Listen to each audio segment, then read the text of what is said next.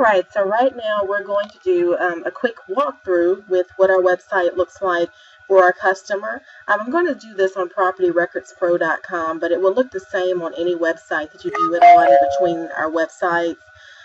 Let me go ahead and just put an address in just so you can see. This is just a default address we're using. I have an old address that is in my area. I'm going to just click go. That's what the customer would do, would be enter that address in.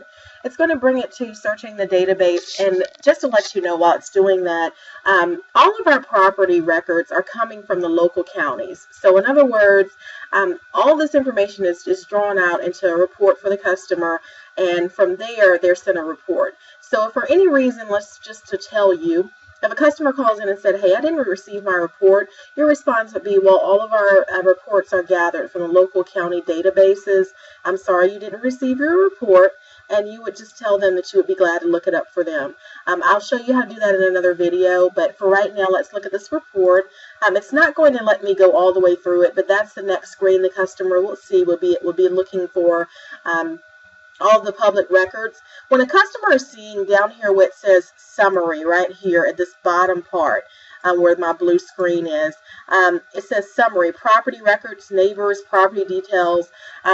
It doesn't necessarily mean that the customer is going to get all that information. It defaults to the same information for every customer. So a customer may have a report that only has one thing on it, maybe the year the house was built, but it's going to still tell them when it's searching this report that it has all these things there available.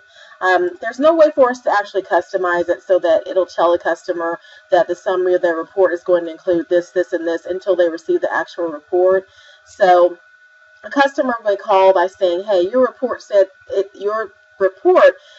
it came up, it had found a report for my property, but then I got a message saying that there was no report available. What happened? You can just tell the customer you'll be glad to search the report for them, and again, I'll show you how to do that. After that's finished downloading, it'll just take you to your report is ready. You click on Show My Report. Before you get your report, of course, you're going to need to fill out the credit card information. There is a timer in the bottom that expires within the 5-minute time period for them to fill out the order. It will say 95 cents for the report. It will give our customer service number. They fill out that information. They continue to the report. Now, on this portion, I did explain to you in the previous video, there are two reports. You can either get a 95-cent report, which is just one individual report, or you can sign up for a membership. You won't be able to see it because I won't be putting my credit card information in right now. You're welcome to go ahead and do a credit card report or put in your credit card information if you'd like. Just let me know you've done that to see the report, and I'll be glad to refund you on it if you want to go through the process yourself. But basically, once that customer clicks on yes, continue to report, it's going to take them to another page. This is what they're going to see, or something similar.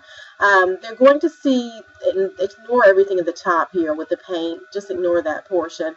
But what they're going to see is going to be, they're going to be able to fill out a password, an email address, and then it will give them explicit information here. It'll tell them, and I can send you the screenshot if you want to request it from me when you start, that by clicking agree, they're agreeing to it says the offer is optional. Only sign up if you wish to proceed with premium access, which is $157.41, which is billed over 9 equal monthly payments starting today on the card you use today.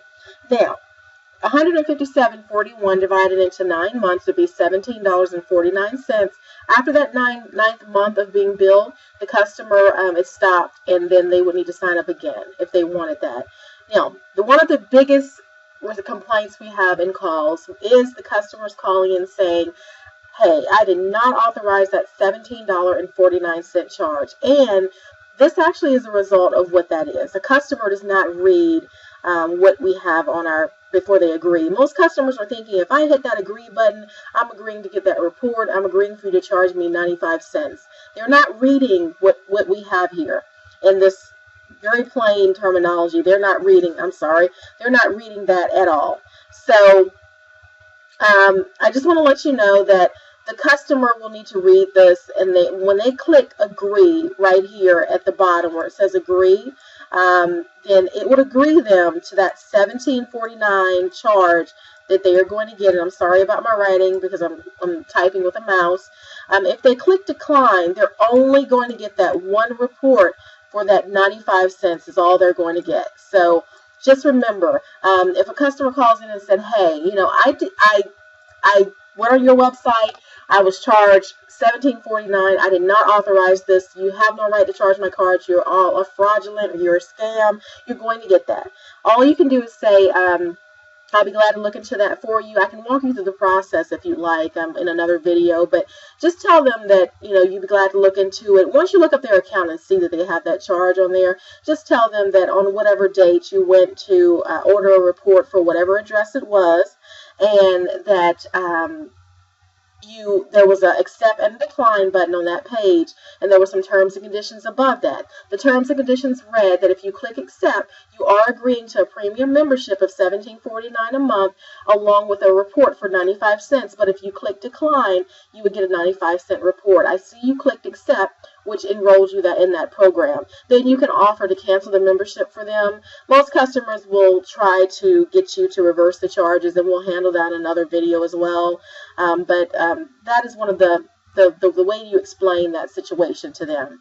So I just want to show you this website, the way it works, the way how customers are able to get the report. Let me back it up actually to show you, which I'm not sure if I showed you in the recent pages or not. They can hit live chat here at the bottom. They can hit live chat at the top.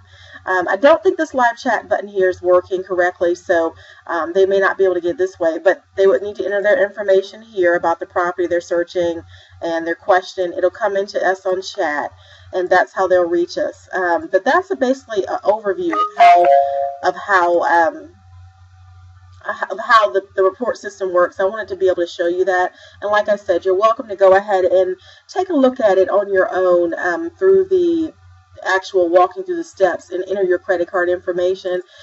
You will be charged, and if you're charged, I can gladly refund you back for that if you'd like. But please remind me to send you the screenshot of this so you'll have this on hand. Customers will request sometimes a copy of the screenshot that they had agreed to, and it will be handy to have that just in case they need that. And I'll be showing you next the CRM system and how that works, and I'll see you in the next video.